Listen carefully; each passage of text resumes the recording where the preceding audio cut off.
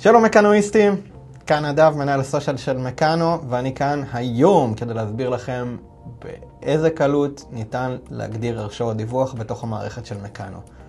שנתחיל? אוקיי, אז דבר ראשון, בואו ונבחר עובד שלא נרצה לתת את ההרשאת דיווח דרך האפליקציה. נבחר בלוח הבקרה את העובד הרצוי ונבחר את עמודת ההרשאות. מצד ימין נסמן במקרה הזה דיווח באמצעות אפליקציה ונלחץ למטה שמור שינויים. עכשיו, כל שנותר לנו זה להיכנס לכרטיס העובד של הסף שלנו, נגלו למטה ונשלח לו פרטי גישה להתחברות לאפליקציה, נלחץ אישור וסיימנו. כן, כזה פשוט. ועכשיו, נניח שאנחנו רוצים שכל המחלקה של הסף תדווח נוכחות דרך האפליקציה. האם אני צריך לעבור עובד כמו שהגדרנו את מר לארי שלנו? ברור שלא!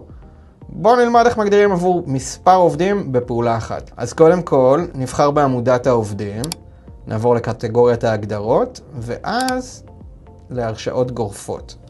נבחר בהרשאה הרלוונטית, משם לבחירת העובדים שנרצה להגדיר עבורם את ההרשאה.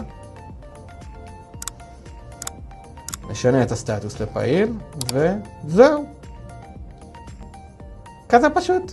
אם יש לכם שאלות נוספות לפעולות שתרצו שנדגים לכם במערכת, תכתבו לנו ונתראה בסרטון הבא.